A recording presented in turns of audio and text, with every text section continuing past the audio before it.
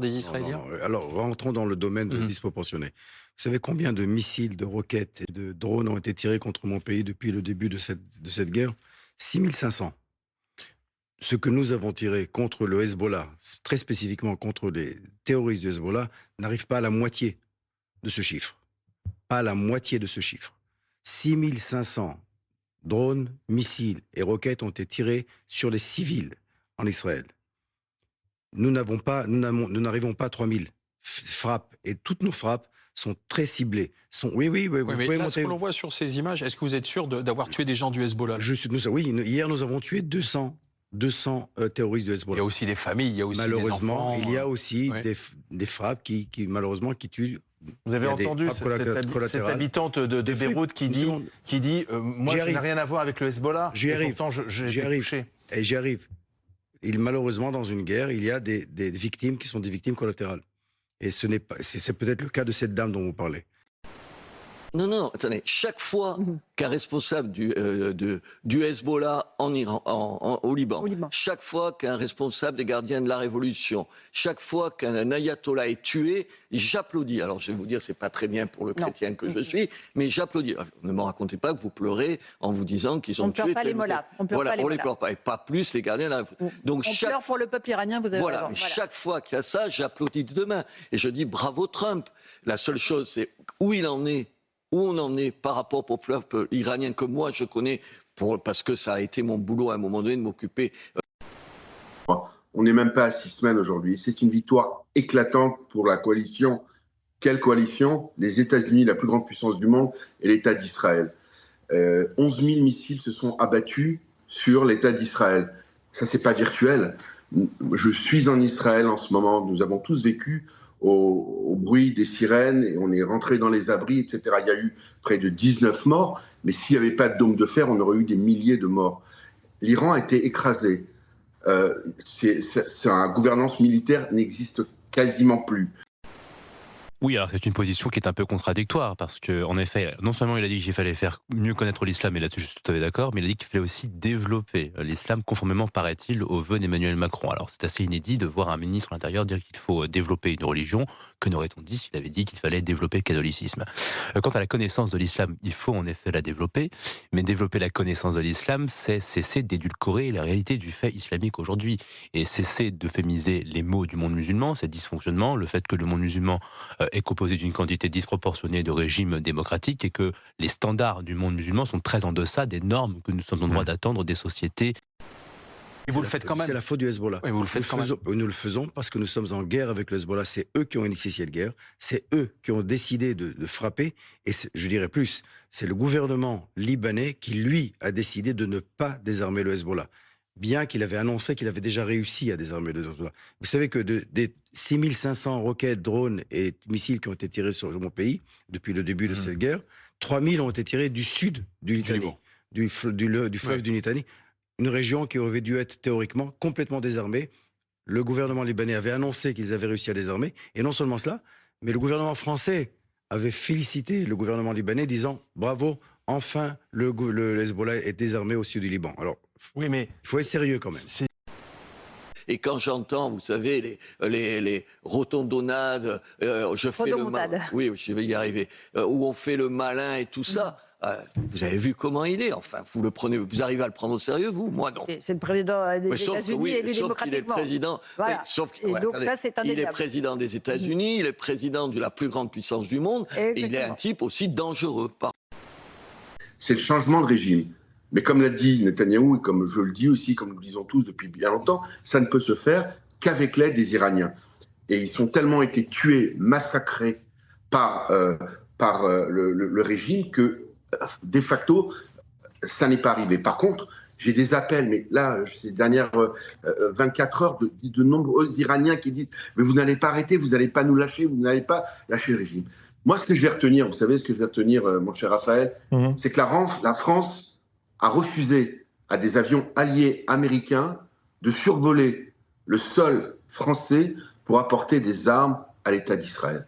C'est d'une ingratitude terrifiante par rapport à un pays comme les États-Unis qui ont sauvé la France. Quand vous voyez les cimetières en Normandie qui sont remplis de soldats, de héros américains, Je ne dis pas que les sociétés musulmanes n'ont jamais été des foyers de créativité dans leur histoire, simplement je fais remarquer une chose. Lorsque l'islam s'empare du Proche-Orient au 7e siècle, les musulmans s'emparent de l'un des plus vieux carrefours d'hommes et de peuples civilisés qui soient. Et donc les musulmans vont s'approprier la Perse, la Syrie, l'Égypte, la Mésopotamie, la région qui a inventé l'écriture, la sédentarité. Et donc quand on part avec un tel patrimoine immatériel, il me semble qu'enfanter Averroès, c'est la moindre des choses. Et donc ce que j'interroge, c'est comment une religion qui a bénéficié d'un patrimoine immatériel bien plus riche que celui qui était à la disposition des fondateurs du judaïsme et du christianisme, a connu une trajectoire aussi tragique. Je crois que c'est cette trajectoire-là qu'il faut interroger. Alors, revenons à notre rassemblement des musulmans de France.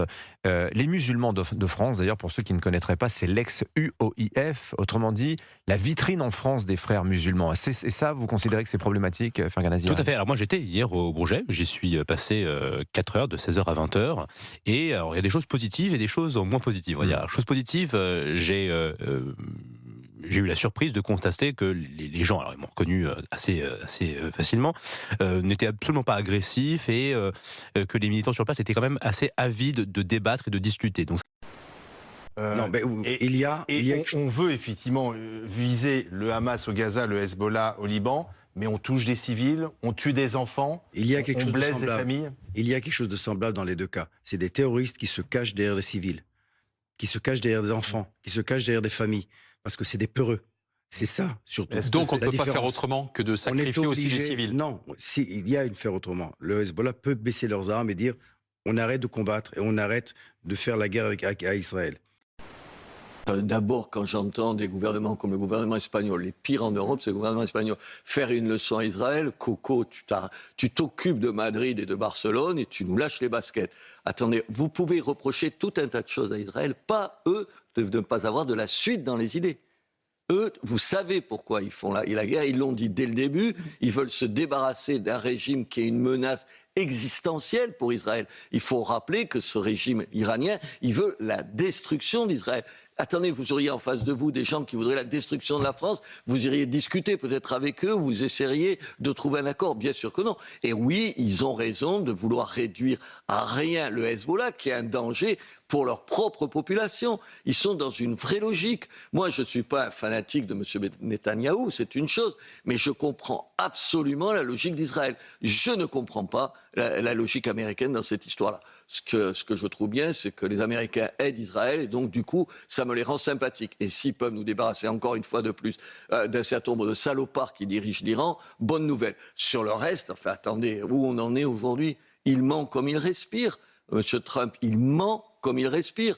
Pas seulement il change d'avis, il ment. Aujourd'hui, il vous dit un truc et vous vous apercevez 4 heures après que c'est pas vrai. Il vous explique, ça y est, on est presque d'accord avec le pouvoir iranien. Vous avez vu qu'est-ce qu'ils leur disent aujourd'hui ? Non, on est d'accord sur rien. Vous arrivez à le croire. C'est un danger. Attendez, pas un danger pour comment vous expliquez, pas un danger pour les États-Unis, encore que sur l'image des États-Unis, c'est terrible. C'est un danger parce que je pense qu'il a fait croire au peuple iranien un certain nombre de choses. Rappelez-vous, il y a encore quelques semaines, il leur disait, allez, vous avez qu'à vous révolter.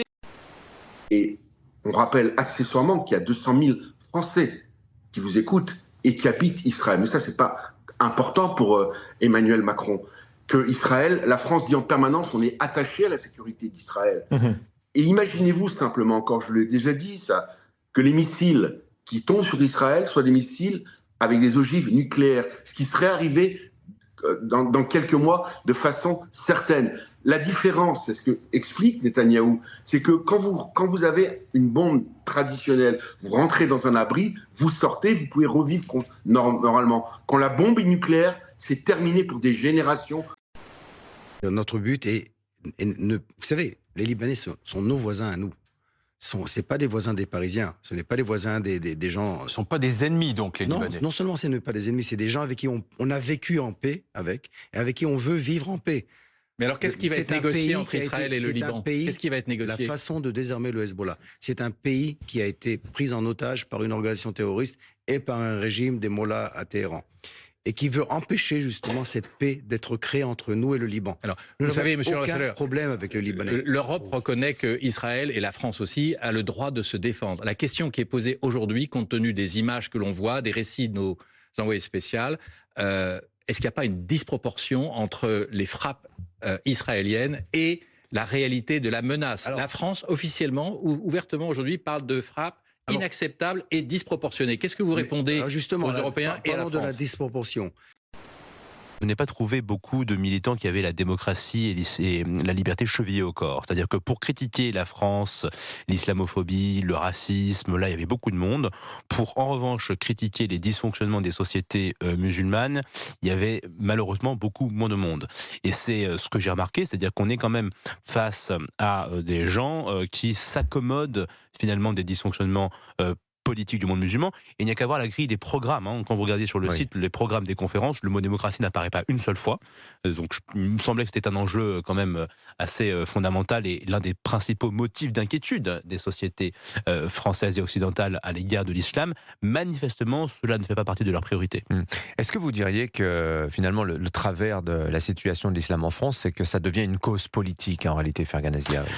Je pense que c'est plus profond que ça. L'islam, malheureusement, produit aujourd'hui les catégories sociologiques les plus illibérales, les plus autoritaires, les plus réactionnaires du spectre politique français et européen. Et c'est là tout le paradoxe, d'ailleurs, du débat public, c'est que ça fait 40 ans que la dénonciation de l'islamisation de nos sociétés est assimilée à un poncif d'extrême droite, alors même qu'objectivement, les musulmans sont en moyenne beaucoup plus intolérants que les non-musulmans et que les Français de manière générale. Et on peut retrouver ces schémas dans tous les pays européens. Les musulmans sont plus perméables que les non-musulmans à des préjugés sexistes. Plus d'un musulman sur deux juge que les femmes doivent obéir à leur mari, contre 5% de la population française. Ce sont les chiffres d'Hakim El-Karoui. Les musulmans sont plus perméables que les non-musulmans à des préjugés antisémites. Plus d'un musulman sur deux, ce sont les chiffres de la Fondapol, pense que les juifs ont trop de pouvoir dans la politique, l'économie, les médias, contre un quart, un cinquième de la population totale. Et donc l'enjeu auquel nous sommes confrontés est le suivant. La démocratie libérale, telle que nous l'affectionnons, est le fruit d'un processus anthropologique auquel l'islam est largement resté étranger. Et donc toute la question est de savoir si nos sociétés pourront continuer à être fonctionnelles et aussi démocratiques et libérales si les parts de marché, si j'ose m'exprimer ainsi, de cette religion ne cessent d'augmenter. Mais alors que faire, Ferghana Ziyavi ? Parce que vous posez le diagnostic, mais quelles solutions proposez-vous ? Alors moi je ne prétends pas avoir les solutions à tout, c'est pour ça que j'appelle d'ailleurs à une émulation des solutions politiques et que je pense vraiment que l'enjeu est transpartisan et doit dépasser le clivage droite-gauche, parce que personne n'a intérêt à l'islamisation de nos sociétés, ni la droite qui est attachée à une certaine culture chrétienne, ni la gauche progressiste, il suffit de regarder le monde musulman 5 secondes pour se persuader que la cohabitation entre Mahomet et Simone de Beauvoir est un peu compliquée, ni des libéraux, ni même des musulmans eux-mêmes, puisque c'est dans les sociétés non musulmanes que les musulmans bénéficient des droits les plus étendus, c'est-à-dire que même eux n'ont pas intérêt finalement à l'islamisation de nos sociétés, parce que cela aboutirait très certainement à la destruction des institutions dont ils jouissent et dont ils bénéficient.